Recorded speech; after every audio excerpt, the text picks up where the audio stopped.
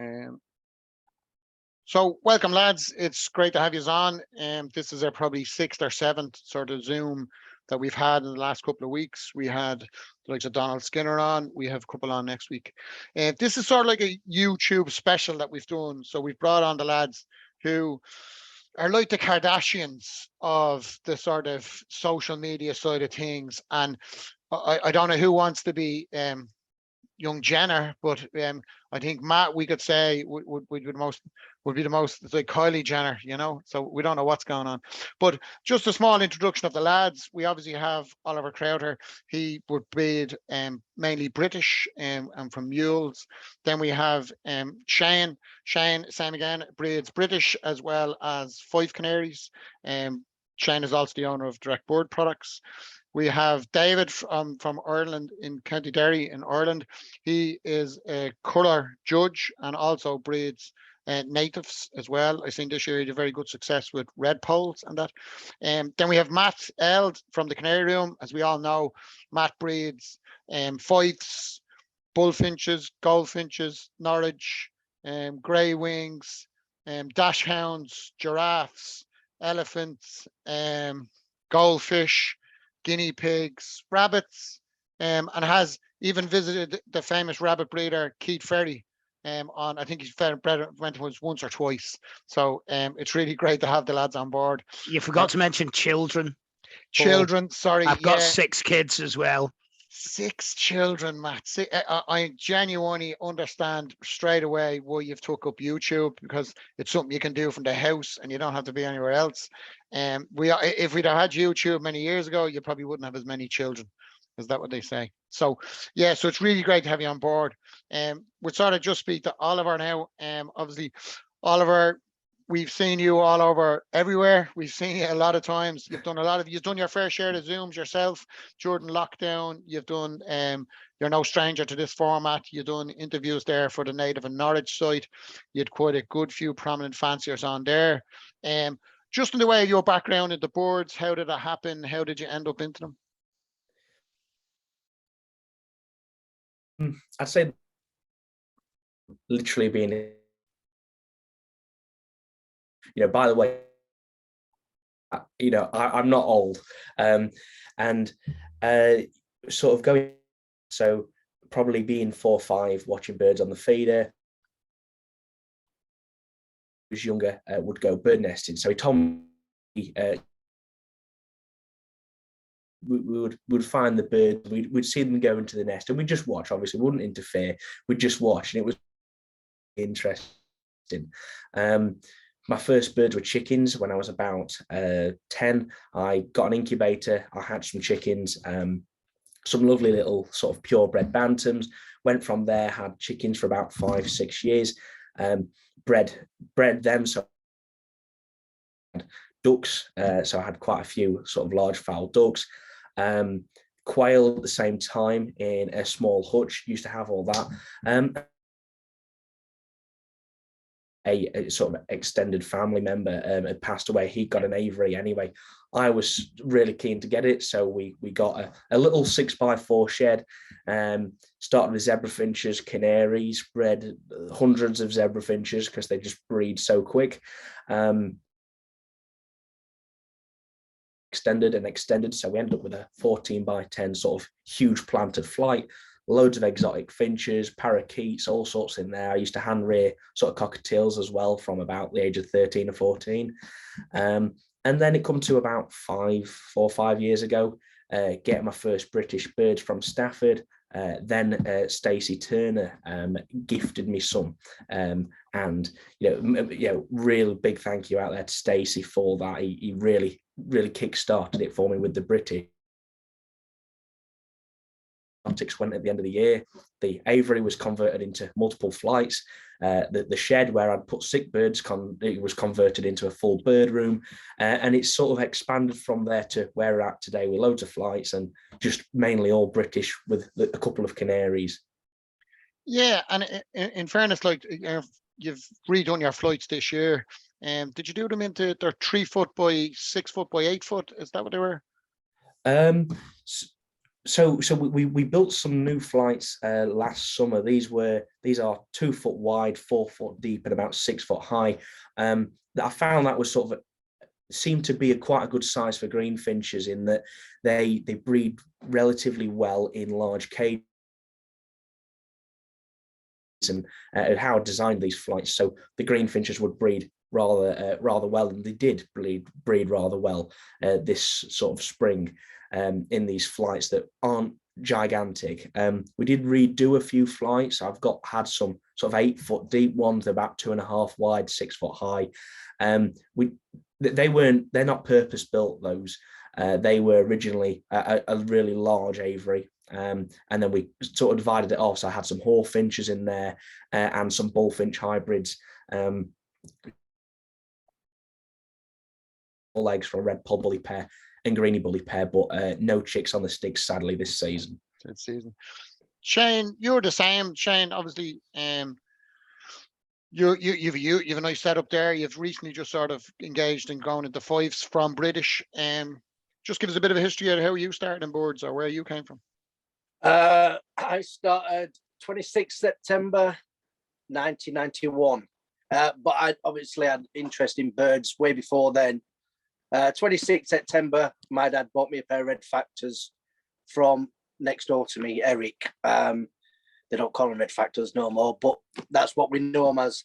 And one pair became obviously more, and sort of my dad got involved then. And as time went on, it used to be, well, it was more, my dad wanted more. So at that point, we had to show canaries. Just conflict of interest. My dad had British, and we weren't allowed, with the rules that are, to show British. So we had fives as a kid, me and my brother in partnership. Same thing. Back garden actually was full of flights. There must have been 13 or 14 flights and 2 sheds. The flights were, the smallest flight were about 3 meters long, so quite big flights as well. So we were a big garden. Throughout the years, obviously things happen, and as you grow older, things take interest more than others. Started fishing when I was like 13, 14, and that took over for a while. Birds were always there. My dad always used to have them. No, I've lost it. Uh-huh. Oh, far away, Shane, far away. All right. So I thought someone was talking. So as the time went on, I would say when I left birds, got my own shed, start with the birds again, but it was never like it was when I was younger. It's obviously you have to do everything yourself.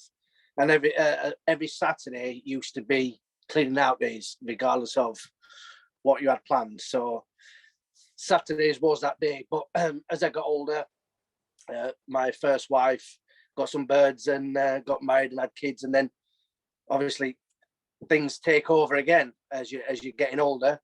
So I got rid of the birds. But I would say about 20 years ago, it's funny because I had a guy text me yesterday with a picture of my old breeding cages from 20 years ago. And you can imagine they were double breeders, and anyone can guess what colour they were. They were blue. Because everything, I like blue. So, but I think everyone had double breeders kept that were blue back in the day. That was the colour, you know. Yeah, I paid £6. A bloke made them for me. £6. I mean, £6. You can't even buy the cage fronts for that now. So yeah, that's true. Yeah, the guy bought them off me when I moved to London, and he's still got them now. So you know that's a long time ago. Yeah. But since moving to London, I mean, I started again, and where I am now, I wanted to build a place where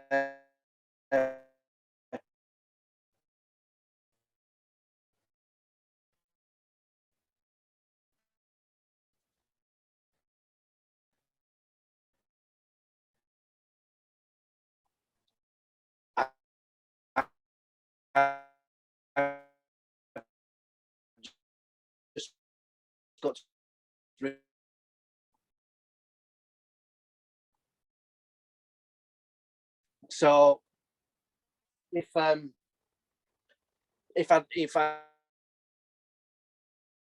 got them now,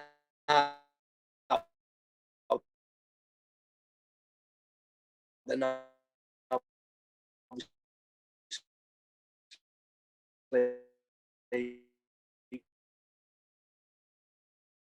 the mules and hybrids as well as the canaries as well, because yeah, it's been a bit more about the canaries this year than anything.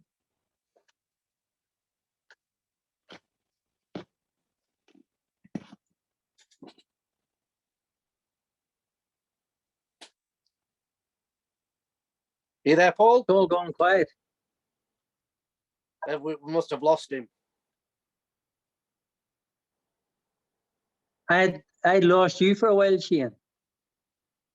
Yes. Really? The whole lot went off. Yeah, I don't know All what right. there, David. David, just on and like, how did you start off on boards, David? Oh, I go right back to my father. My grandfather had always kept birds. They had been pigeon men, greyhound men. So I have always been in that kind of a family. So I just wasn't getting away from it. I'm now 60 and I've had birds from and probably the first ones would have been what we were talking about earlier on. They were in the wee coal shed out the back.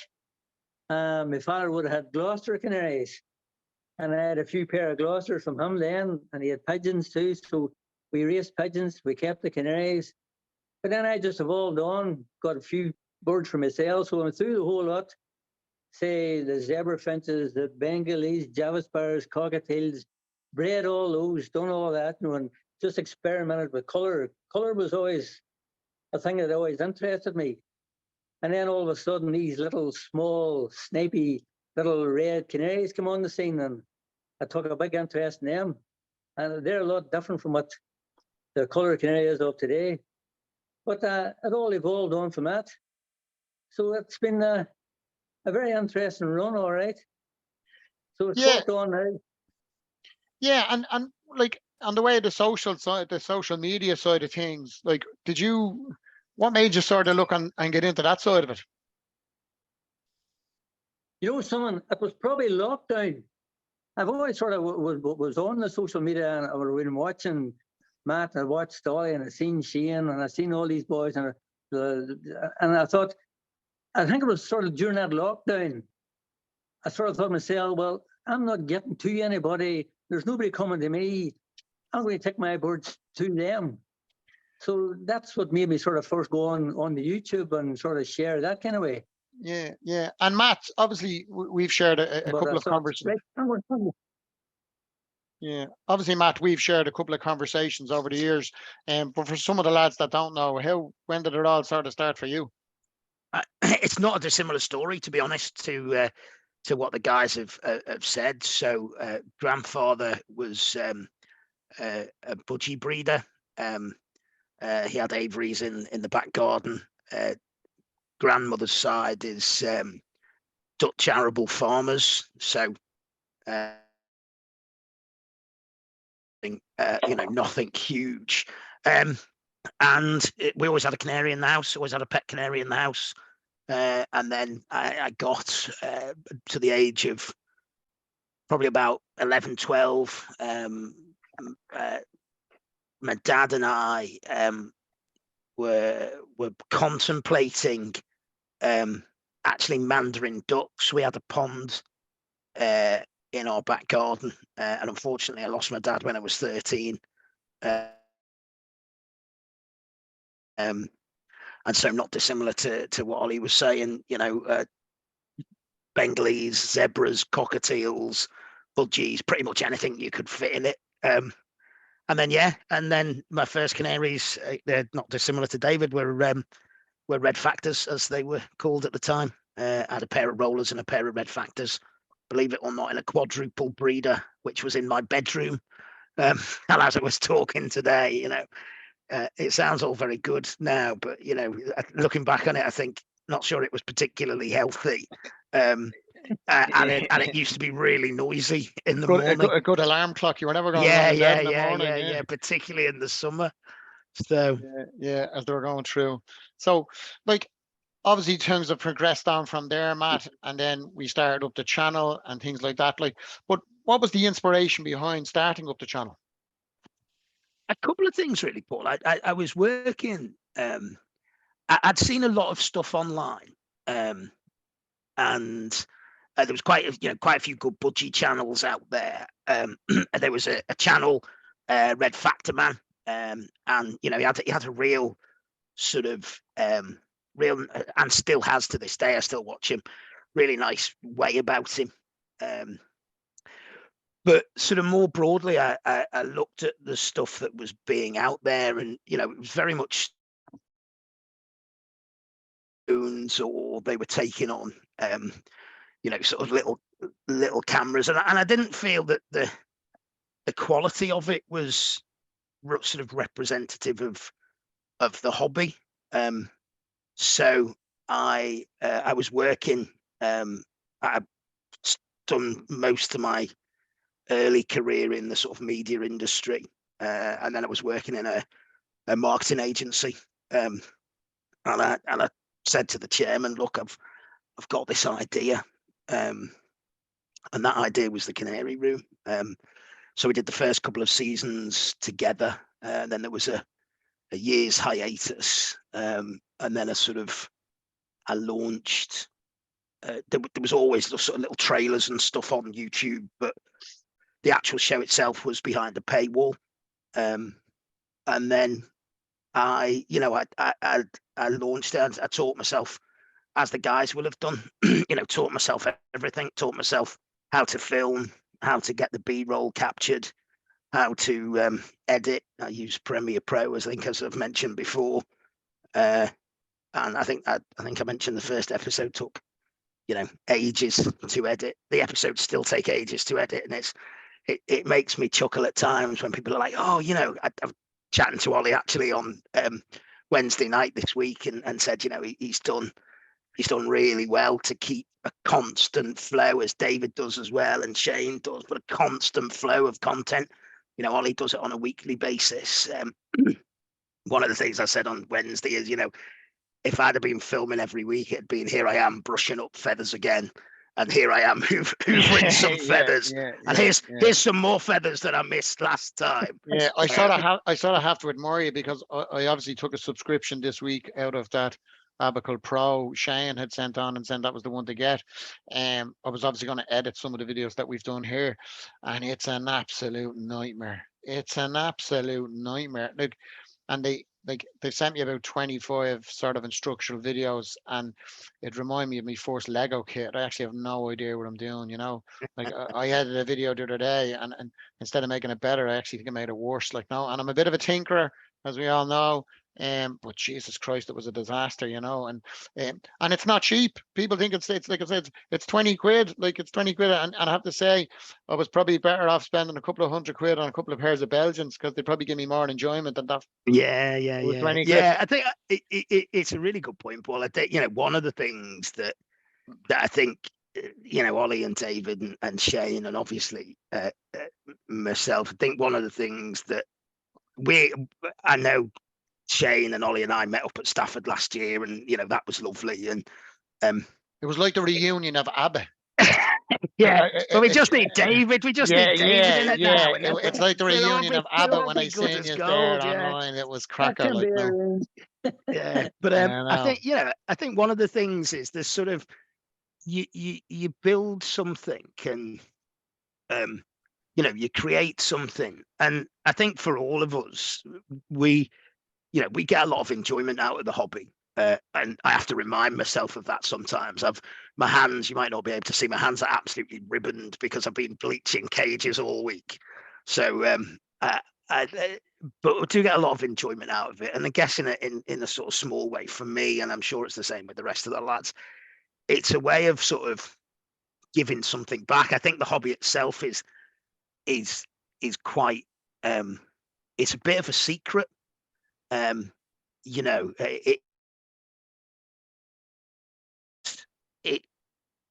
We all know it, and we all enjoy it, and we all love it. But you talk to anybody outside, and they go, "What? You keep canaries? and what they're in a little room in the back of your house. And they kind of look at you quizzically like you're completely and utterly insane, which most of us are, to be fair. But yeah. I always compare the hobby to like having an ugly girlfriend. I mean, it's great that you have one, but you just don't tell anyone about it. Do you know what I mean? Like, yeah, do you know what I mean? It's sort of that way, like, no. And then obviously, Oliver, obviously you would be one of the younger kids on the block. I'm not saying, Matt, you're old. I don't want to be offended. I'm not saying you're old. You're younger than me, but you're definitely one of the younger kids on the block. And obviously YouTube, it's big. My young lad does YouTube. They're all posting videos, but it is unusual for someone of your age to be doing a hobby that is considered by many that myself and Matt would be young people in the hobby. Like, I'm not saying Graham Davis is old, but I mean, him and the Queen probably shared the same birthday, you know. Like, so you being a young man and posting board keeping, it's inspirational. Like, how did that come about? Like, so I'd say it'd go back to originally having the aviary of mixed European, mixed sort of exotic birds. Is that I'd always had the interest in British birds, and I could never get my foot in the door. I'd see them online, random ones for sale, and it would be goldfinches for extortionate prices without rings on. And I knew that was wrong. And from the information that I'd researched, to my understanding, one of the big things was that they needed to be closed wrong, which is obviously true. But I'd also found information saying that you needed certificates to say that they're closed wrong and this is who they were bred by, and made it sound so really getting my foot into the door in this side of the hobby with keeping birds as we do now, rather than just one aviary everything goes in. So what I wanted to do with originally starting it on social media was one, try and find a way into that door, which it did eventually through sort of me originally having an Instagram page, which was Oc Aviary, and then making that information easily accessible, because at that point in time, perhaps the Canary Room had just started.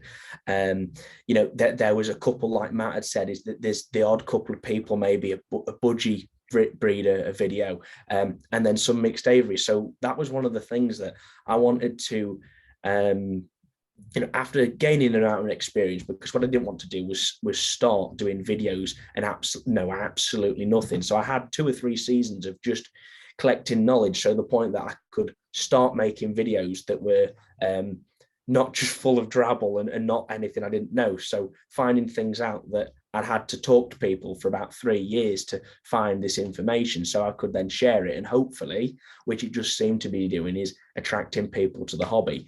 And obviously, with me being, like you say, a younger person in the hobby, I've grown up with the social media aspect thing of watching people on YouTube from, you know, let's say 2011, 2012, and so many people do it, and so many young people do it. Like, everybody knows what YouTube is, who's at least, let's say, everyone under the age of 20 to 25 absolutely knows what it is. And then as you go up the ages, less people know. So being able to expose the hobby to a younger generation, a generation sort of around, you know, similar to myself, it would hopefully open a door to a lot more people getting interested, more open to people coming in. You know, the Stafford National Exhibition, I'd been keeping sort of cage birds for, let's say, 5 years before I actually knew that existed. So now that I can tell people about it, and I know that there's quite a few younger people who watch my videos, you know, there's some young lads who watch them who I know are like 8 or 9 years old, you know, their parents have spoken to me, they're getting interested, and then they want to start keeping birds. And it's so it's been really it's just brilliant. been about In that. fairness, it's been brilliant. Like your boy band good looks, your boy bandish good looks does help. It does help. I don't care what anyone says. It does help. Your boy bandish good looks does help. You know. Well, thank you. no, I don't What agree. I just need to jump in here and actually say, Paul, is that you may or may not know that Shane was actually in a boy band in his early 20s. So, Oh boy. and what you may or may not also know is that in the early 90s, I had a record mirror dance chart #2 single with a track called To Be Real by a dance band called the Zone Ranger. So, you know, you mock at us pop stars of the past. Matt, I'm nearly going to end the interview there. Like there's nowhere we can go from here. You know, it's an absolute metropolis of stuff that's like I actually thought when I spoke to you last time, when I raised the fact, Matt, that there was a set of golf clubs in your garage, that was going to be the pinnacle of my research and information. But now I've been told that we have a boy band star in Shane Evans. How can I compete with that? Yeah, Dave. I'll be honest, David. I was honest. Like, I'm going to come to you next, and I have to say, your stint is going to be very short. Like you need to, like you need to start talking about how lovely Derry is or something, because like I don't know, like no, I don't know how you sort of you followed out. Now we'll go to Shane after you, which is going to be good, you know. Yeah.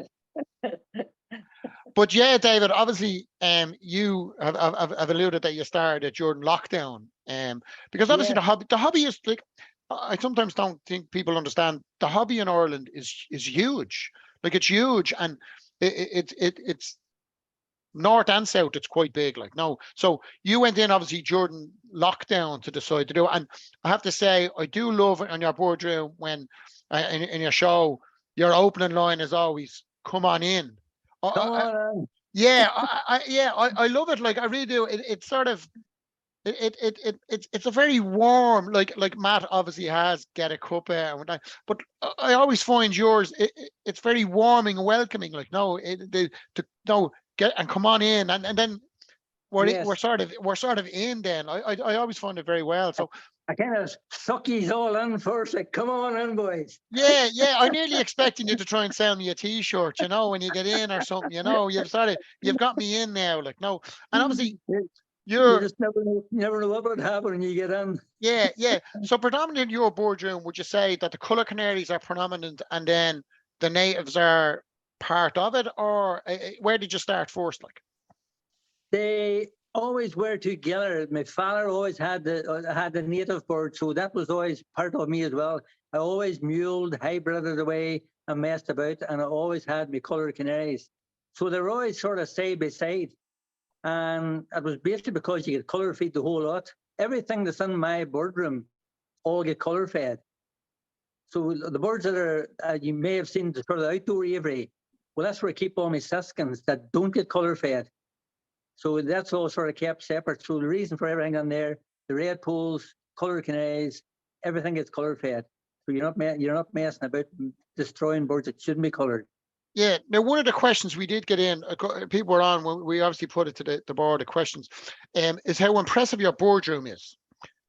People love the fact that there's the countertop with the presses underneath, and then you still manage to get, is it 4 sets of cages above the countertop? Is there 4? Are you 4 high? That's 4 high, yes. Yeah, and they're like a varnished pine, are they? Did you make them yourselves? It was a question that was They're got all in. varnished. Yes, they're sort of like a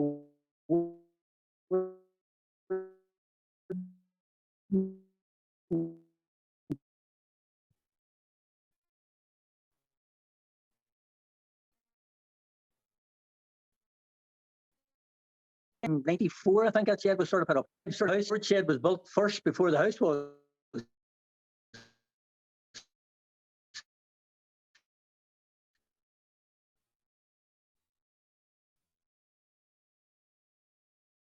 Yeah.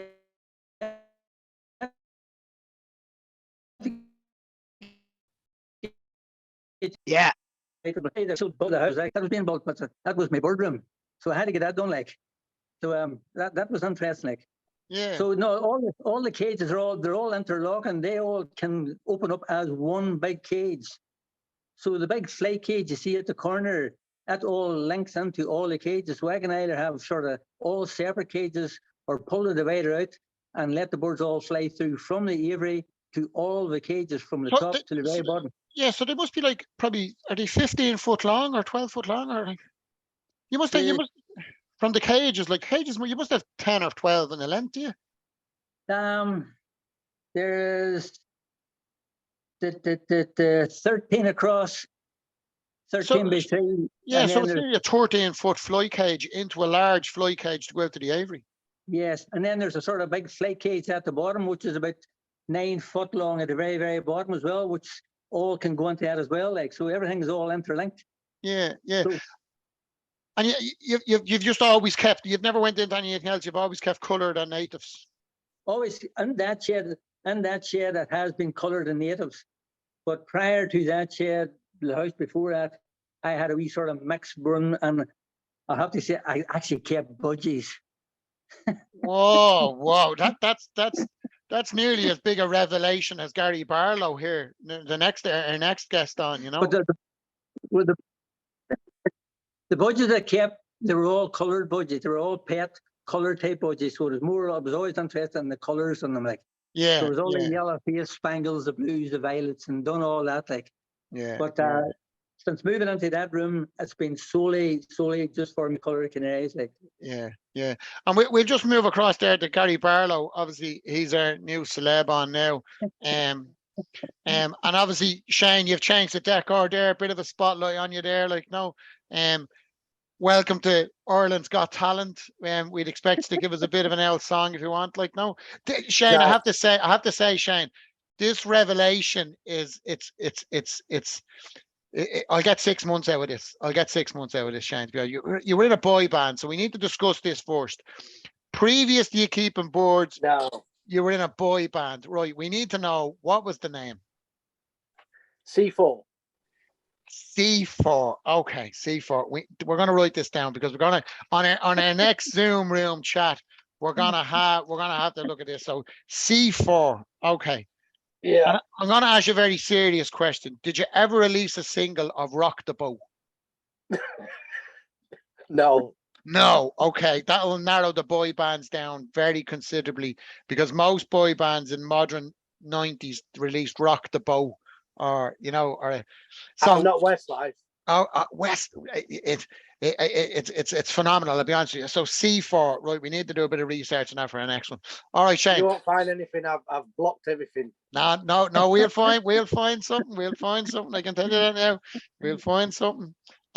So obviously, Shane, we'll get back to the real story. Like, you've obviously been a star in a previous life. We've sort of touched on that a small bit. We've touched on that. Matt let the cat out of the bag there. So I know who's going to pay for that, yeah. So stardom on YouTube really isn't new to you, because you've been famous. Like, you can, when you're famous, it doesn't matter whether you're famous in 2 different decades, you've still been famous. It's all the same. So how did we end up on YouTube in the boardroom? How did that become it? Well, mine outdates even Matt's channel. So basically, about 10 years ago, anyone that's watched any of my YouTube videos that I put on there are filmed by Derek Oldknow, and I used to watch that years and years. Every single year I'll watch that. And about 10 years ago, I thought that it needed a new interpretation of it, and I messaged Bernard Williams and said, would he like to do a video? And he never got back to me. I said, would you do one? And I'll sort it all out. But he never got back to me. I asked Paul Meek as well. I asked a few people, because 10 years ago, Paul Meek and all them, they were at the forefront of everything. So, and Bernard Williams is well known, mules and hybrids. So I thought it'd be ideal, but I didn't get no takers. And then 2019, I obviously used to watch Matt's channel. Then for Christmas, my wife bought me all the recording stuff, didn't she? So she said to me, I've got to do it now because I've spent a fortune on your stuff. And that's how it sort of started. Like yeah. I mean, I always wanted to do it, but anyone will tell you, Oliver will tell you,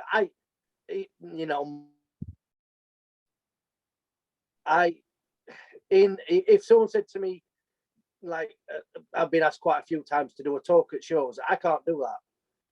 But when it's you and the camera, it's a different story. It's easy enough to do because there's no one else watching you. So it seemed a lot easier that way. And it was just a matter of, Matt did inspire me, and I thought, well, if he can do it, I'm sure I can. But it's not that easy, it really is. And Matt, I've asked him so many times, I must bug him, because the Adobe Pro is not easy to work, especially when you first. I got the program and trying to edit it. Yeah, but I did it faster It's a than Matt. nightmare, Matt Shane. said to me, It's a nightmare. It's an absolute. It's a nightmare. It is. Yeah, like I've got the basics. That's the main thing. But yeah. I can't do the fancy stuff that Ollie and Matt can do. I ain't got patience with it. Yeah, same here. I probably in the next 3 weeks will release 30-second videos onto YouTube, because I seem to have turned. I instead of making videos of like Matt would do, a filming of say 10 hours into 30 minutes, I seem to be able to turn an hour into 5 seconds of quality video. So you just need to get the host, and that's it. So it's terrible. I'm not working that at all. Yeah. So obviously looking on to that, Oliver, 2022 breeding season, how has it been? I know you've documented, was it heck finches you got in this year? So Hawfinches. Hawfinches. And is it Bernard Williams is one of the sort of resident experts on that? Would it be Bernard? Yeah, I would say if there's anyone who would be a Hawfinch expert, you'd probably have to go Bernard Williams. He's bred quite a few. I think he's told me it's probably over 100. He's had loads of pairs. So he's the guy I went to for advice on these. Now, the 2022 breeding season for the Hawfinches. Now, I got them in February from a friend, and this pair is a few years old, and I believe they've had success before in full eggs. They're a nightmare is the best way of putting it. They're an absolute nightmare in that if the cock doesn't like the hen, he'll kill her. If the hen doesn't like the cock, she'll kill him.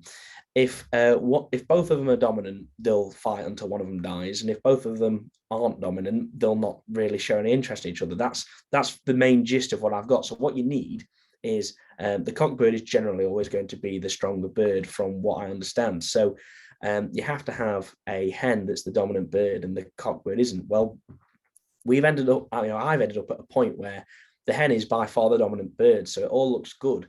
At least it looks good on paper. Oh, great! She's the dominant bird. However, the cockbird is so submissive; he doesn't fight back, so he just gets beaten up all the time. So it's basically been a bit of a nightmare of a season with them, in that the cockbird is so afraid of the hen, he'll rather sit on the floor and just in the corner and just stay out of the way, won't even go into the perches. Or if he does go on the perches, it's the opposite end of the flight. So it's a bit of a nightmare with them. I did, however, have success with them to a degree. I would say I've got some of the steps down. So I got the hen comfortable. I got to build. But he's now about a 5-year-old.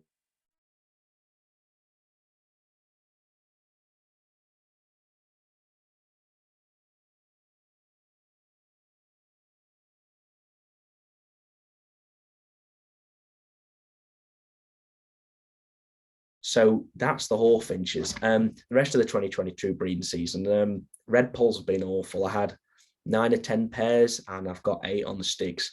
Never had such a bad year with the red poles, and they're lesser red poles.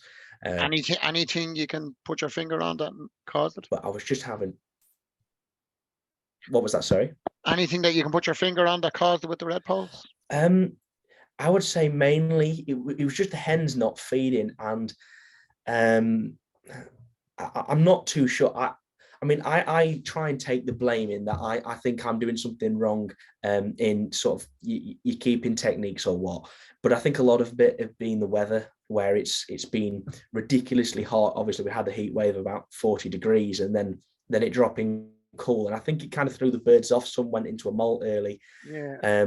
Would red poles predominantly be like an entry board into British because they're relatively trouble free? Would it be? Yeah, I would say so. And maybe some people agree, maybe someone disagree, but if you leave out this year, I've generally always had probably 4 youngsters per pair as almost a minimum. And they've been relatively easy to go to nest. They'll go to nestings. They're generally, the cockbirds will always fill eggs. You just do end up with the odd cockbird that'll smash eggs or doesn't fill, the odd hen that doesn't feed. And I think that this year it just seems that they all had a bad year at the same time. So a bit up and down with the red Bit up polls. bit up and down. Yeah. Yeah, green finch has been pretty good. You know, youngsters off of all 4 of the 5 pairs anyway. So I've got you know, a good selection for sort of this season, and then I'm bringing in a couple of sort of new pairs and outcrossers and what to improve. Yeah. So yeah, everything else pretty much all right. Canaries okay, bullfinches and hybrids, nothing from them. But you know, a couple of full eggs, but nothing really came on. You know, nothing through. So yeah. And Matt, obviously we've spoken before, and it's been sort of well documented. It's been less than a fruitful year for yourself. Yeah, I think that's right, Paul. I think, you know, they happen from time to time. You know, I had a good year last year with it's interesting with the polls, because I think, like every bird, they have to get, certainly I've found it with the British, the native birds, that they have to get familiar to your surroundings, and your regime and your feeding and everything else. And I found once you can breed birds, and this is just my view, but once you breed sort of native birds in your room, then you're normally okay. So the transition from when you bring them in from a breeder, there's a bigger unsettling period, you find, than a canary. Yeah. Certainly, they seem to be more aware of their surroundings, are they? Yeah, and a sort of, you know, they are by their very nature, aren't they? They're more. Think about the domestic canary. The domestic canary's been around. I know the Fife's been around since, recognised as a breed since the late 70s, but you know, it's years, and a lot of the native birds are still, you know, if a canary flies out of my shed, I can pretty much catch it somewhere in the garden. If a native flies out of my shed, it's gone. I'll never see it again. So they're whilst they are, you know, they've been captive bred and over that, they just seem to be more, certainly with the ones I've got anyway, they seem to be more wild. So yeah, this year's not been brilliant, Paul, but to be honest with you, you know, as Ollie sort of said, I look at you blame yourself too. Yeah, I blame myself, absolutely blame myself. And I've got sort of, you know, I've put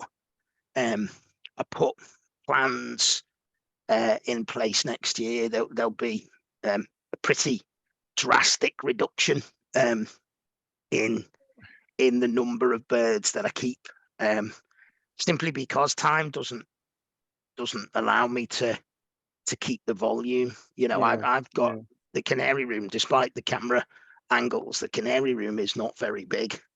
Yeah, I always thought it was like magic mirrors in the place. Yeah. And when you spoke about it, I was always saying to myself, he must have a shed that's probably 2 acres. Like, like you know, that he's nearly cutting the grass down the middle of between the show cages, because it appears, as you say, it's like myself, Matt. I appear much bigger on camera. I must add 40 pounds. And someone said I must have 3 cameras on me, and if that's the case. But yeah, you and me both, mate. You and me both. Yeah. Oh no, in fairness. And David, how was your breeding season? How did it finish up? Did you go in with any sort of expectations and come out the other end with none? I went in this year with a sort of leave alone expectation, because I always believe the past few years I've been trying too hard and not getting results back of what you're putting into them. So this year I just went on. I never even lifted an egg. Never set an egg. Let all go and just left everything alone. And you know, someone that had a far better result. I never looked near the cages to see how many eggs was in a nest, how many had hatched or whatever. And it seemed to work a bit better for me, because I ended up, I had something like 60 young coloured canaries, 20, 30 young native between my red poles and my Saskins. And I believe it's all that leave alone approach did help, because I think we fitter and messed about too much with them. So there was more, you just you literally fed and watered them and left the room, sort of. Well, you fed and water left the room, but you made sure that they got everything. They had their regular supply of all their food that they were going to get, like. But you weren't interfering with them. Yeah, I well, wasn't. like Donald Skinner obviously is a breeder of old and rare variety, and he's of the same opinion. I think that he lets them sort of do his own thing. He doesn't get involved in moving things around, and he's the same. Like, and in the way of the colour canaries, you're obviously in the middle of colour feeding, are you? Or are you probably the end of the molt, or? They're sort of 3/4 of the way through. Like most of them are just a few feathers left around the top of the head to go now. Like, but yes, they're rightly through now. And now, if they go into a mid-second molt colour canaries, does that really affect the colouring of them? Because sometimes we all have like a bit of a soft molt or birds. It doesn't. It would sort of bother, like if they threw a teal feather or something like that there, then you would Then have she's a gone. flight Yeah, she's gone. Yeah, Yeah, you have a flight coloured or a teal feather colour or something like that there. yeah. Which, if the bird was good enough everywhere else, a coloured flight will not affect it on the show bench, because they're not judged on that. The fact that the whiting of the flight feather when it comes back. Yeah. Yes, that's not a fault. So, like, they won't be penalised just because they have a red feather in their So, tail because, to a young bird that has complete red tails on them.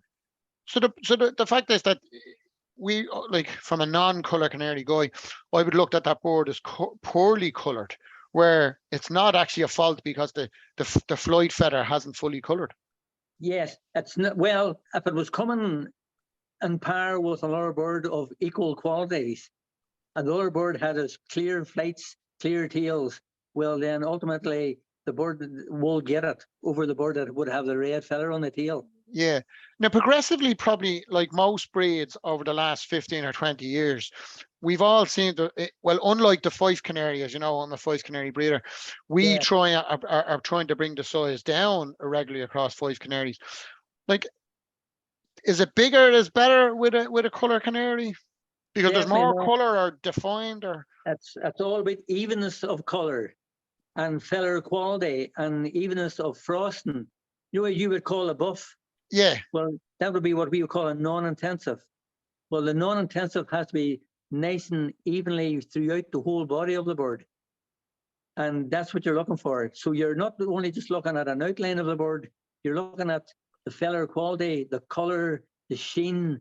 It's a whole combination of things within it. And size is like, if two birds come up and they're equal in colouring and equaling frosting, are you gonna pick the bigger bird? Is that where No. we're? No, you won't be going for the bigger bird, because of that. That actually happened in the sort of here in Northern Ireland, and say in the mid-80s. And there was boys putting borders into them and Norwich into them and trying to make them bigger and nicer looking. It didn't work.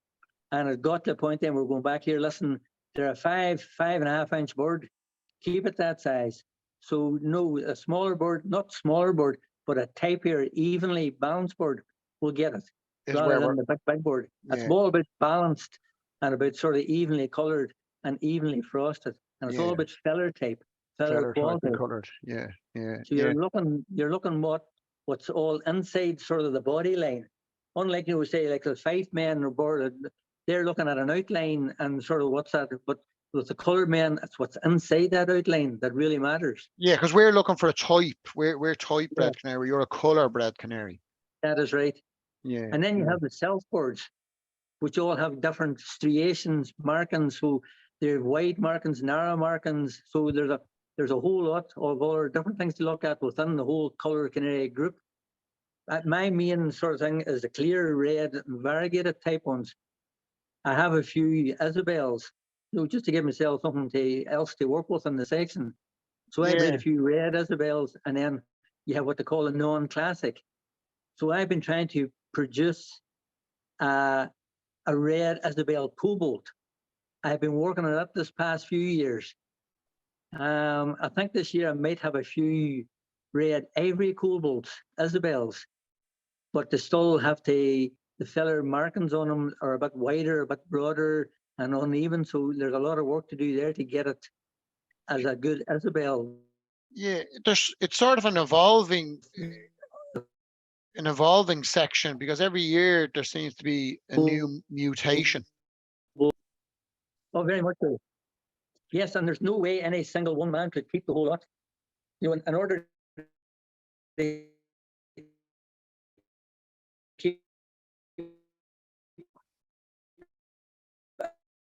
a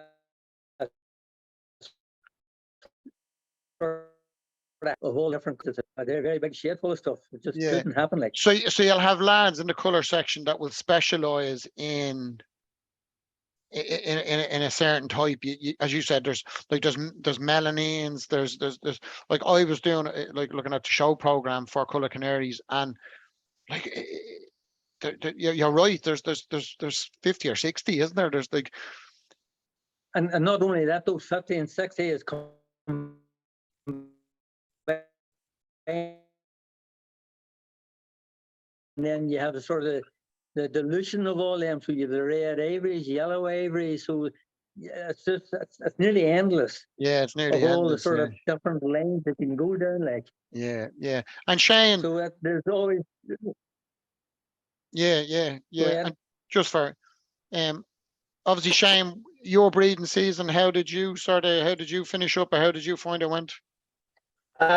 Breeding season was the best I've ever had, but if you calculate the breeding, the birds that I'd bred that haven't made it to the sticks or made it through the molt, 200 plus. Breeding. So they're boards now. Go on. Boards that died. No, yeah. So obviously we all breed birds, and some don't make it to the sticks, and then through the molt, some don't make it through that molt. But now, I mean, I've with the fives, 144 fives, 22 greenies, 8 Goldie mules, but obviously only got 4. But if I calculated it up, what I would have had would have been well over 200. Yeah, but well, like Matt Elder's always says, if you have livestock, unfortunately, you have dead stock. Yeah, do you know what I mean? And oh, what's this with this Gary Barlow on here that you put on anyway? Where? Where? I don't know. Right there. I don't even know what you're talking about here. I actually want to talk to you. I feel like Simon Cowell, like talking to you. I feel like, I feel it's quite privileged, you know.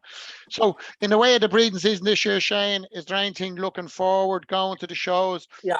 Is there anything that you're taking from this season that next year you will do or won't do? Is there anything you've done this year that has been a success, or there's any stuff that, as Ollie has touched on, he's taken the blame for the fact that his red poles weren't as successful as he was hoping? No, I think everything I'd done this year worked out as I'd wanted it to, if not better. But next year we are going to do more of the British. Now we've got 2 sheds, one for the Canaries, one for the British mules and hybrids. It's going to work a lot easier than having everything together in one place, because I can keep the food for one section in one thing I always do is try and make things easy, and sometimes giving the same diet to every single type of bird doesn't always work. But with the Canaries in the Canary shed, not the Canary room, Matt, the Canary shed. Yeah, that's copyrighted. That's copyrighted. You could end up with a solicitor's letter in your door quicker than that else if you start quoting the Canary room. There'll be a solicitor's letter in your door, and we have Donald's on here. Donald's an expert on that stuff. You'll come out of retirement and you'll find yourself in bother. What about the Canary Birdroom then? Canary bird, there's a bit of a twang there. It's like the cheap Cheerios in Aldi. I mean, someone's going to sue you somewhere, you know. No, but that the whole point of it is to keep one section on its own that I can manage separately than the other, because Canaries need different type of management than what the British do, and more attention to the British than the Canaries do. Yeah. But to be absolutely honest, whatever I did this year, it worked with the Canaries, and it's the first time I've really bred that many with that many pairs of canaries. Yeah, So yeah. whether it were a fluke or not, I don't know. Yeah, but It's just you're right. the I would way. agree with you. Even when it comes to canaries, like has been sort of well spoken about when I spoke with Donald about it. I was probably one of the only fanciers who could make Matt feel better about his breeding season when it came to the Belgians, right? And they're the same canary breed. I went with my fives. My fives were like Carlsberg. If Carlsberg done breeding seasons, it was very easy. Cocks threaded hens, hens laid full eggs, hens laid eggs, hens rare chicks, cocks done the same, and I was just repeat, repeat, repeat.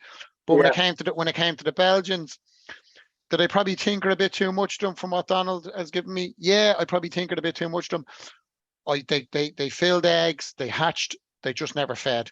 And because they were on I'm probably going to take into the next season with the Belgians the fact that they're not the same as five canaries, you know. And as They're you not. said, you can't be giving them all the same thing. It's like people. They're different personalities. There's different sort. And I'm definitely going to probably I'll treat them with probably kid gloves, you know. Well, I don't know, because one of my friends, Matt knows him as the budgie man. He breeds Yorkie canaries, and I don't know what's happened this year. The Yorkie canaries on the whole has not been brilliant, but every year he's bred perfectly fine, and he weren't breeding many this year. I think he's bred maybe 2 or 3. But I said to him halfway through the season, take some of these, because he was getting a bit despondent about it. And I said, take some of these. He bred 30 out of 3 pairs. 30 out His of Yorkies 3 couldn't do pairs. anything. But it's the same management. Everything has worked the same. But the food's been the same. Everything's been the same. But the birds itself didn't want to perform. So yeah.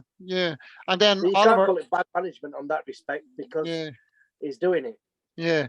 And then Oliver, obviously, you've spoke about the fact that your red poles just didn't hit the mark this year. And we can blame a bit of weather on that, because in fairness, it was unprecedented weather this year. Is there anything that you've learned from this season? So I think one of the things to remember is I'm early on in keeping birds, especially breeding birds in cages. And one of the things I've yet to get right is bang on exactly how big a cages I need, because I've had years where the birds have clearly been really, really fit and in fantastic condition, have bred in smaller cages than they would do in previous years. And I'd say the biggest thing I'd have to take away from it is having bigger cages. And I think that will be a big deciding factor in breeding more red poles, because the ones that I've been breeding them in at the moment have been almost like canary cages, where they're about 2.5, 3 foot long. They're about 14 inches high and about 12 inches deep. So they're not massive cages. And I think it's an obvious statement, but bigger's better with breeding birds generally, especially natives, and how they act and the nature of them. So I'm going to be looking to house them in bigger cages, and it does work and coincide well, is that I'm actually taking down the sort of original old aviary where we've got all these flights, and I'm doing a big new bird room. It's like, it's going to be like 15 by 12. I'm having some cages made that are far bigger. So I think they're about 18 inches deep and 18 inches high. And then they're going to be like 12-foot long blocks. So it means that I can give the birds a hell of a lot more room, keeps them fitter. And I think it will make that bit more difference in that they can get a bit more privacy.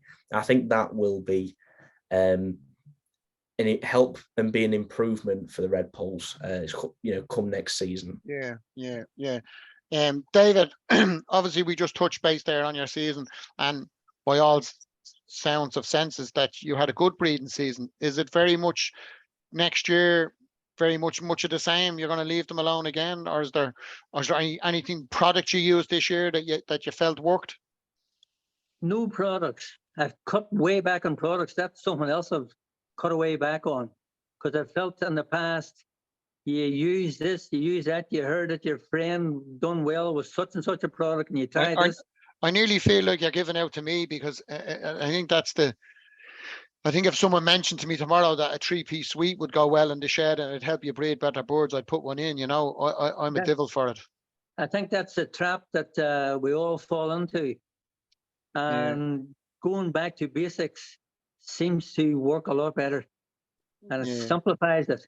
And I think you give them all this different medication, and you're probably not giving the medication right, and then you're giving, and you don't know which is actually working, what's not working, and it's a full hit and miss. Yeah, I'm And always a bit fearful with medication around the fact that most of us and most medications we use, we sort of dilute down pigeon. Like, yes, you know what I mean? Like I go into everyone's boardroom, there's always a bottle of Harker somewhere along the line that's from a pigeon, and they'd say to you, just put 2 mil in for the board, and you're probably right there. But is there any essential medication that you keep in the shed? Obviously, most people keep Baytrol or Baycox or something sort of broad spectrum antibiotic in the boardroom. there's a wee, and I don't even know what the brand name. I'll tell you, well, there's a fella actually posted me a wee bottle of stuff, and I don't even know what it is. And that's the only wee antibiotic that I have in the shed. Now, when you said there, somebody posted it to you, and you don't Yes. know what it is. Yes, That's no, a bit. You sound like a bit of a drug mule when you go to an airport and say, "Did you pack your own bag?" I don't know. well, Some man gave it to me. I don't know what's in it. Oh, like you could find yourself getting 20 years for that sort of stuff, you it know. was probably a good friend of the whole audience that I got it from, and it was her friend Paul Mick had sent it to me last year, and I can't actually remember what it was. I was having bother with my siskins. All my siskins last year had all died on me, and I contacted Paul, and the gentleman he is. Next thing I knew, there was this bottle was sent to me in the post, and a full give 5 mil this, that, drop that there, and that's the only thing I've used, and it's all that bottle from last year. It sounds Uh, very shady, David. It Yeah, sounds very shady, and you're not too far from the border. It's very shady sort of stuff going on here, you know. and You know. that's the poaching stuff we're talking about. Yeah, We're yeah. not going to that. I'm starting like when I go over to my dad's house and he's rubbing potching on his elbow and he says it does him the world of good. It sounds very dodgy, you know. And It Matt, works, yeah, and it works wonders. yeah, it works wonders. Yeah. Matt, you've obviously touched on you're going to reduce the number of boards you've bred this year. Are you going to keep next year? Is there anything that you use this year that actually, I know we've had a bit of a disaster, that worked, or is there anything you're gonna I'd do the touch on same what of? yeah, no, I'd touch on what David said, to be honest. And I think, we're all sort of guilty of it, or certainly all have been guilty. We kind of, we'll hear something. I've done it today with a product, the Unifeed or whatever it's called. I can't even remember what it's called, but I've done it today, and we're all guilty of sort of adding in loads of stuff to the birds. And I think for me, it is a question of volume of birds and environment. I'll reduce the number of sort of species I keep. It's always a balance, Paul, to be honest, because when I do the on the roads, they go down really well, but then when I'm in my own room, I sort of feel like I should have birds for people to see, and I like birds of different varieties, so I think I'll keep it a bit more simple and straightforward next year. I've sort of locked in. I'll keep 18 fife hens, 12 fife cockbirds, half a dozen pairs of Norwich probably, and some of the grey wings, which I really like, and I'll use the grey wings as well to support with the Norwich. And then from a native side of things, there will be a pair of bullies, there'll be a pair of goldies, and there'll probably be 3 or 4 pairs of red poles, and that's a sort of a significant reduction in what there's been this last year. And really, like everyone, there's a couple of things that I've heard really good things about Exalt, which again is a pigeon product for red mite. It's very, very expensive.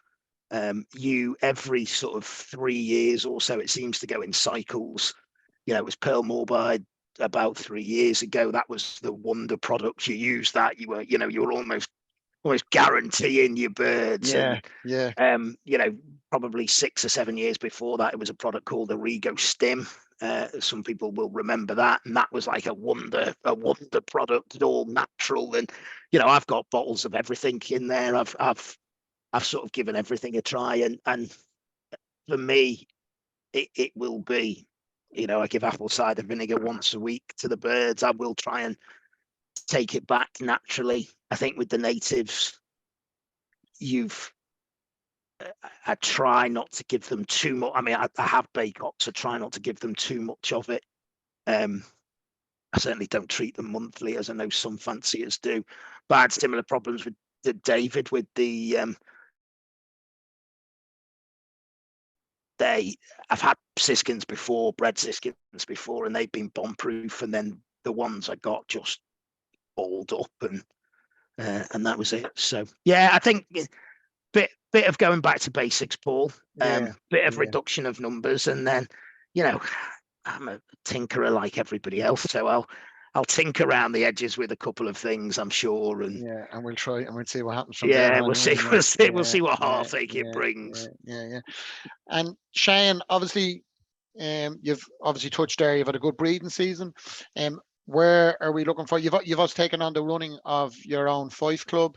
That's obviously the show that's happening on, is it the 17th of October? 17th of Monday. Yeah, is it? Yeah, sorry. Yes, the 16th of October. It's a new show, which I have to say, I admire you for it. Me and you are good friends as it is, but I really admire the fact you're taking on the running of a show, because it's the one thing that I think is underestimated in the hobby, is the people that take on the running in shows. My good friend Donald, he is running, I think, 2 or 3 shows this year, and I have to admire you for that. What is your have you any sort of anticipation coming into the show season as to? Well, I've seen a couple of your fives. I'll be honest with you, I've seen a couple of the fives. I'm not trying to give you a blow smoke or anything, but I think some of them look really. You sent me one yesterday, and I have to say the green looked pretty smart.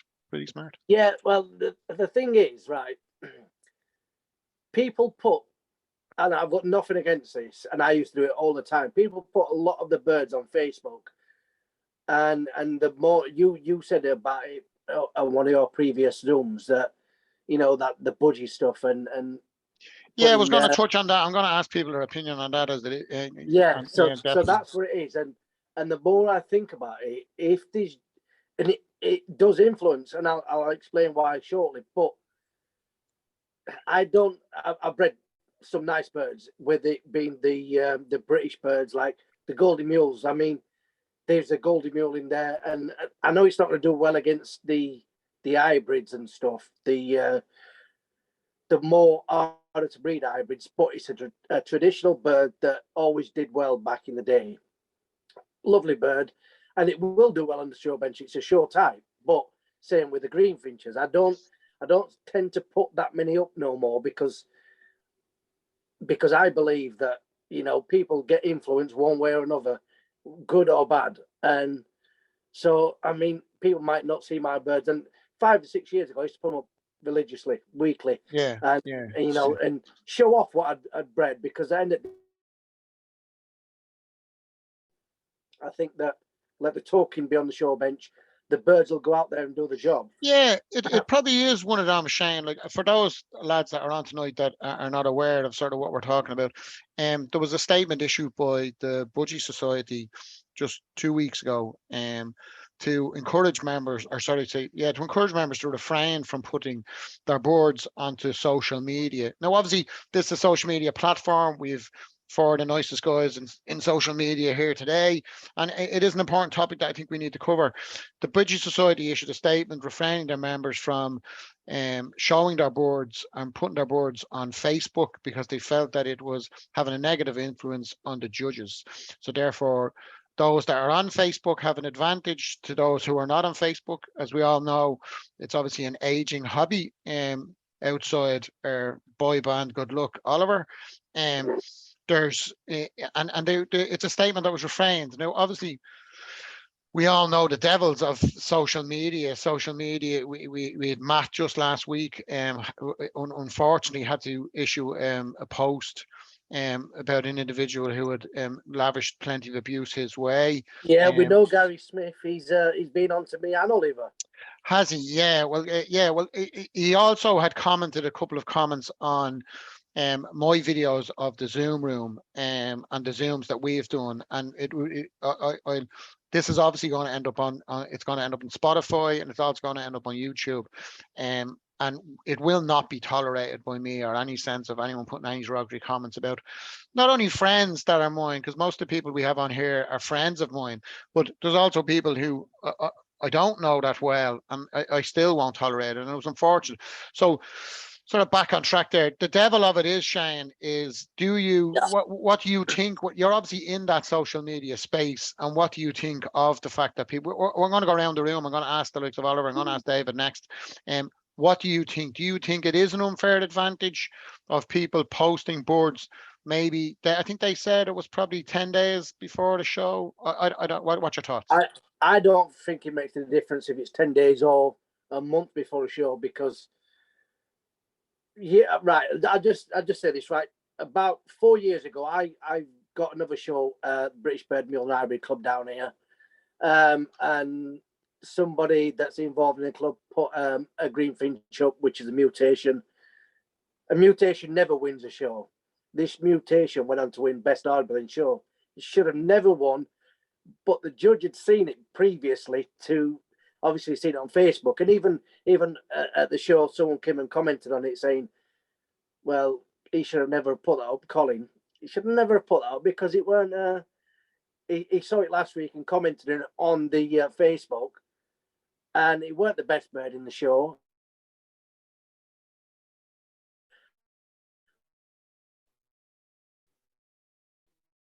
But you know, he did, and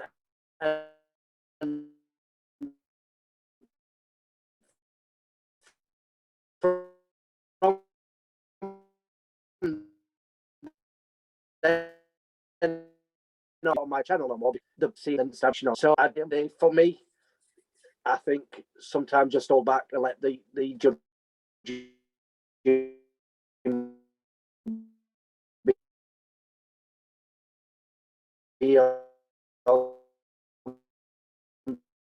share. That's why I like it. Yeah, that's my opinion. Anyway. Yeah. Obviously, David, you're an experienced colour judge. Would you have any comment to make on the fact of the budgie statement?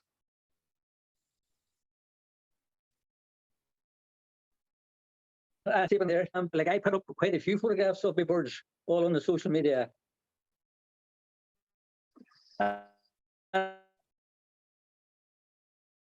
The show, I'm judging what's in them cages in front of me, not what I have previously seen on social media or anywhere else.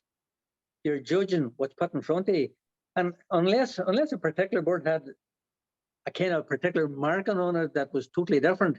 If you were sitting there and you had 10 clear reds in front of you, you're not going to pick out a bird that some boy had put up on his Facebook program a week or 2 weeks before it. Like, it's just I may be going into it blind and not seeing that the other cricket boys are seeing. I'm just looking at it how I look at it. I'm judging what I see in front of me, and I'm not inspired by what you, he, or anybody else puts up. Now obviously Oliver's sort of, not saying he's relatively new, but he's newer to the fancy than some of the lads that are here. And obviously the future is like you're in that space, Oliver.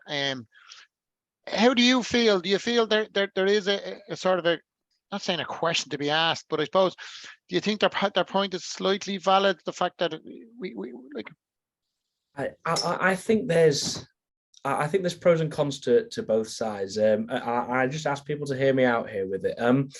I think if you go putting a bird up on social media that is like you'd mentioned with I think Shane had mentioned with this particular mutation, if it's something that is going to stand out like a sore thumb at a show, I wouldn't go putting it on because, like you say, it could influence a judge's decision. So if it's a particular rather unusual hybrid that isn't done often, if it's you know, a new mutation of something that's entered into a show. I think there's an argument there to say, you know, don't put it on social media just prior to a show. But what I would say is that I think that if you just shut it out of social media completely and didn't put it on Facebook, it kind of almost closes the door to it, where there's people looking for information a somewhat good bird looks like, especially, you know, myself being a novice. I'm just looking for, especially to begin with, I'm just looking for what does it need to resemble to a degree. This, you know, if I'm breeding a greenfinch, what quite does it need to resemble? And I'll try and form some idea from multiple different people's birds. So I think it's a difficult one. I think there's good and bad with that, but I don't think it should be completely shut out, unless you know, unless it is something that stands out like a sore thumb. Yeah. Now, obviously, Matt, you've been judging for like you're long at the tooth, been on the panel, and obviously, you know what I mean. But obviously, we all would remember a special board. We all would, and I understand what David's saying when they're clear yellow, but like I can remember, like Harry Clark's board that won the national like 5 years ago, with Little Blue Hen. I can still remember Wayne Morton's face because he was judging it. Or, oh, sorry, he wasn't judging; he was stewarding, and I still remember his face when we were putting them up. I think it was the late Tom Campbell that was actually judging. I think. We can remember that board. I can remember that little blue board, because it stood out.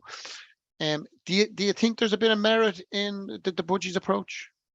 It's a difficult one, Paul, isn't it? I think there are certain birds, you know, we've seen it every year on the show bench, that I'm going back probably 5 or 6 years now. There was a bird at variegated buff bird that was one of the Scottish partnerships, and it won everywhere. It was Heard in Somerville, wasn't it? Heard in Somerville, that's exactly right, mate. Yeah. I remember that board myself. Yeah, and it won. You know, it won everywhere. They won in Ireland. They came to Ireland and won the Irish show. Yeah, and I think, you know, occasionally you get a bird. Last year, James Weir bred one of the best blues I've ever seen. Is that the one in London? Yeah, one of the best blues I've ever seen. And that bird, you know, was memorable.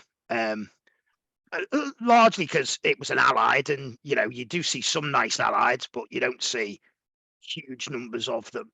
I guess sort of you're pragmatic, as David says. You judge what's in front of you. So, you know, I've had birds that have come up before, and you know, as the season goes on, if you get with the Fifes, you never judge on your own with the Fifes. So we'll have often, you know, a minimum of 3. At some of the big shows, there'll be 7 judges. So the chances of you judging the class again, it happened to me twice last year. I judged the same class twice in different shows. I think I'm mindful. So I speak for myself here. I'm mindful of what I put up on the show bench, on my channel. I don't often post videos of birds, particularly at this time of year when they're finishing. Yeah, so I'll post stuff in between. You know, you would be. So I did a bird on my show probably about 4 months ago now. And if you'd have looked at it then, you'd have said that's a heavily variegated yellow hen. All day long, you'd have said it's a heavily variegated yellow hen. When I tell you it's a heavily variegated buff cock, you'd be like, there's no way that's the same bird, but it absolutely is. Yeah.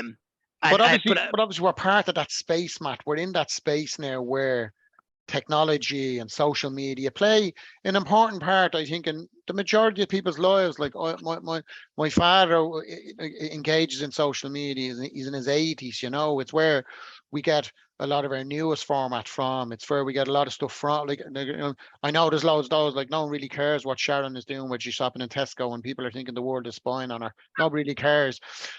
And obviously with the COVID and the pandemic, there was a lot of negative things that happened on social media around the pandemic and untruths and all that. But what section of social media do you feel is going to benefit the hobby, or where do you see the train continue to run? Like, and I'm going to ask, obviously, Oliver of the right age.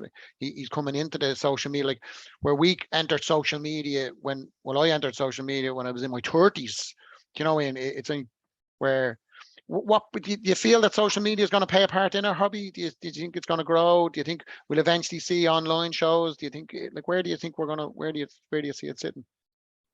I think we've already seen sort of online shows. I think it plays a huge role. I think there's always a balance, to be honest, because social media is by its very nature an unregulated forum. So, you know, when you look at birds that are that, you know, you're looking for a bird which is a good bird, and unfortunately, you know, we know that this hobby has sort of cliques of people in it. You know, I see some of the fifes that are put up that get hundreds of likes, and I think I wouldn't have that anywhere near my shed. You know, and if somebody's looking at that as a model of the bird that they're breeding, then I may.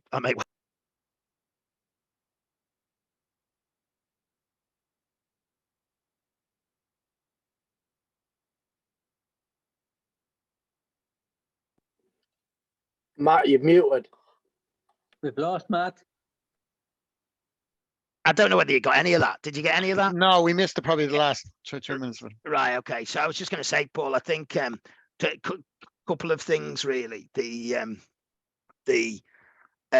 I think one of the things about social media is, you know, you see, certainly with the fifes, you see an awful lot of birds posted which get an awful lot of likes, and you've got little cliques of people who follow people, and when they put a picture up, everybody likes it. And I think there's sort of the downside of it, it's an unregulated environment, and actually a lot of those birds, particularly for newcomers coming in, you know, people would look at those birds and think, oh, look at all the likes that's got, that must be really good. Yeah, you're right. The bird itself is of really poor quality. So that in itself, I think, is one of the downsides. The other thing, though, is that it's giving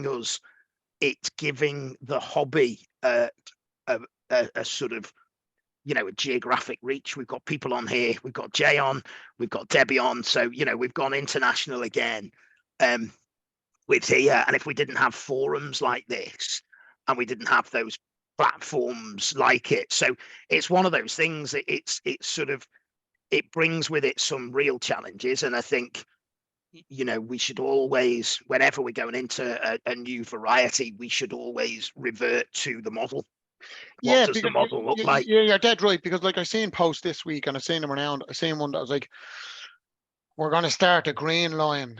And the board was that big, you could nearly start 2 green lines from the one board. Like, you know, and it does. It just puzzles me at times. You're right, and I think we do need to find a balance of, because as you've witnessed in the last sort of 2 weeks or so, you've been a victim of a fella just making scandalous accusations, and I've been the victim of that too over the past 4 or 5 years. I've been harassed by a certain individual in the fancy, that unfortunately is going to end up in court, because it's the only way to shut these people up. And I think I'm more prevalent and pressing forward with the court case just to shut people up, because it's just, it comes to the point of view that people are having a personal attack. It's not, I don't mind someone having a go at you because you've done something, Matt, or you've done, but when you're right, when these make up these false allegations that just are random out of nowhere on social media, it's damaging to the hobby.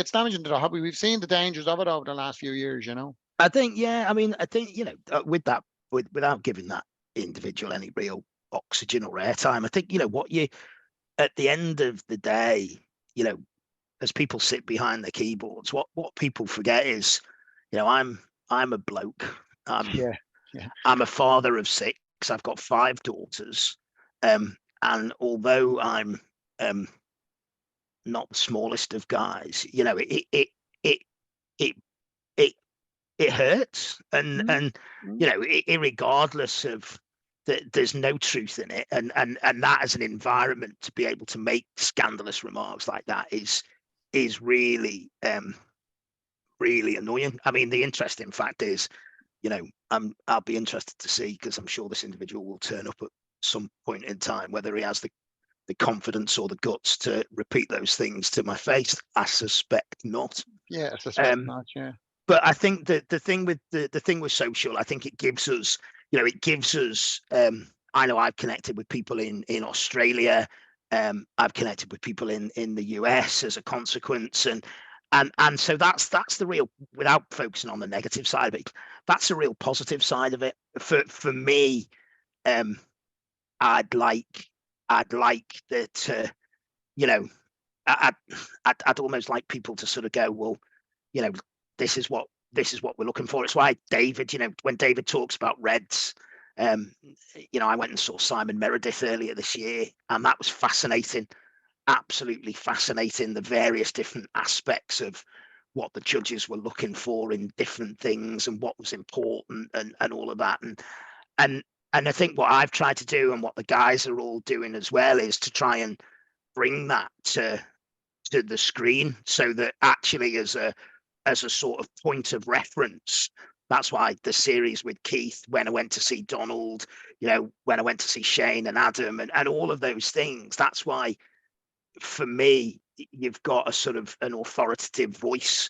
So you've got somebody who, has seen it, done it, continues to do it, and is genuinely in it for the right reasons. And David, you're probably the same. Like, obviously, like the Colour Canary, like you're trying to grow that aspect of the interaction. As you said, you've done it through lockdown. You're trying to grow that interaction, and you're right. The same.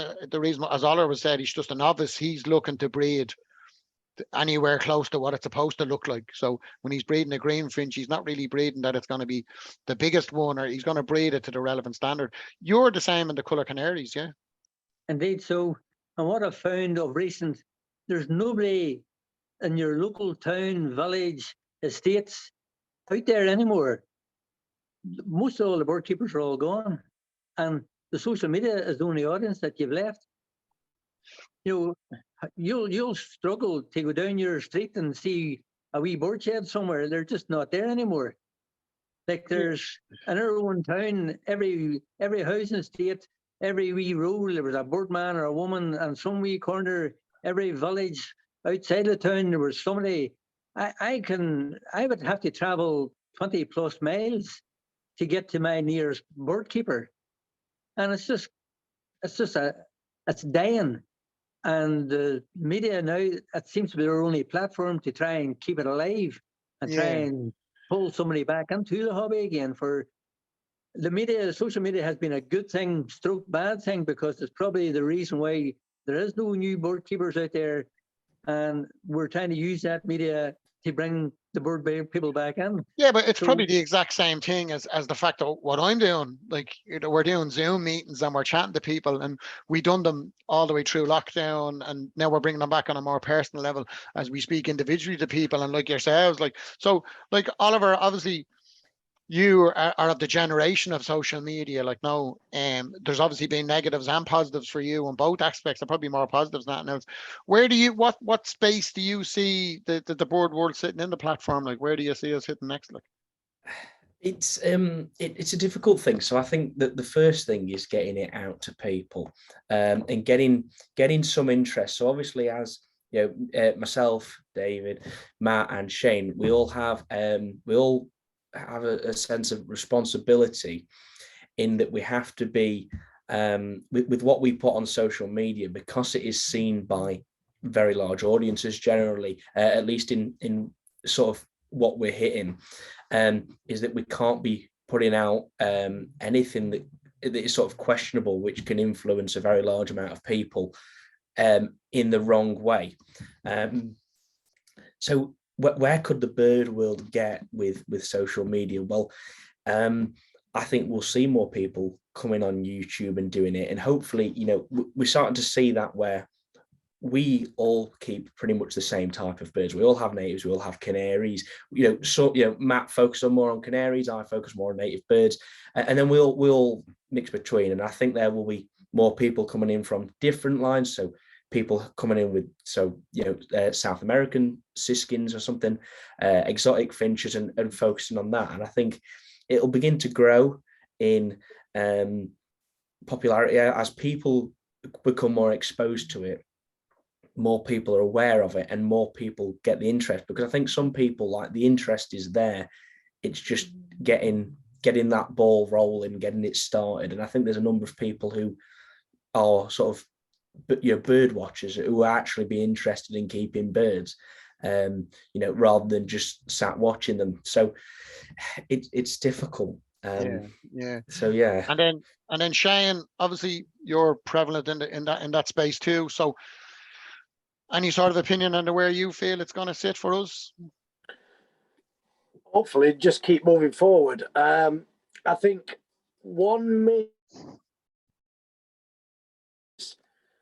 is bringing people into it, but we don't need novices bringing into it. I know you feel we do, but I was brought in it as a junior, and my way was obviously the wild birds outside and stuff, hence why I breed British birds. But I think that, sometimes, and you've mentioned this before, that if you bring a novice in it, they've got the money to keep the hobby going. But for me, a junior, if you bring a junior into it, that sticks with them. And I think if you're born into it and you get them young, you can keep moving them forward. Yeah. But I've tried it with my daughter, and she loves birds. She helps me out. My son, we used to go in the shows, winning rosettes, but now he's gone to the other type of birds. So it's gone out the window.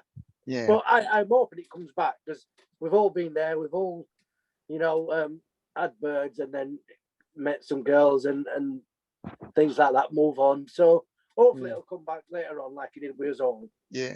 Listen, we'll probably wrap it up there just with me. We're obviously going to open up to the floor so lads can ask a few questions if anyone wants to come on board. From my point of view, lads, it's been really fantastic getting your input into the hobby. Your continued success on social media, I wish you all the best. You're really doing a terrific job for the hobby, for natives, for coloureds, for all sections of the hobby, of putting it out there. And it does take a bit of bravery to put yourself out there, because there's always people sitting there with a sniper gun hoping to shoot you down. As we said, there's been plenty of them that's happened. So thanks for coming on. It's been really, really good. We'll open it up to the floor now and see if any of the lads would like to come on. But from me, I really appreciate the fact you've come in. And I thanks Matt and thanks Oliver. Thanks Gary Barlow. We won't forget you. We will be checking out for our next Zoom will be entitled An Evening with C4. Because we will. If you want to find the guys that I used to sing with, I can give you the links to. Can you? Yeah, we will get them on, and we will do a celebrity music special. That would piss off as well. Shane, that would be absolutely quality. That would now. That would. I have to say now that would bring a whole new dimension to the Zoom room. I have to be honest with you, that we could have a bit of, and you never know, we might get our very own Mr. Maldives might come on and give us because from what I believe, Adam Kendall, when he was in the Maldives, was an excellent rendition of Barry White. Excellent rendition of Barry White. I think the Canaries sing better than what we do. Yeah, no, we'll say that happens. But I'll just open it out there, lads. And listen, really, Dave, Oliver, Matt, Gary, thanks very much for coming on, and really appreciate it.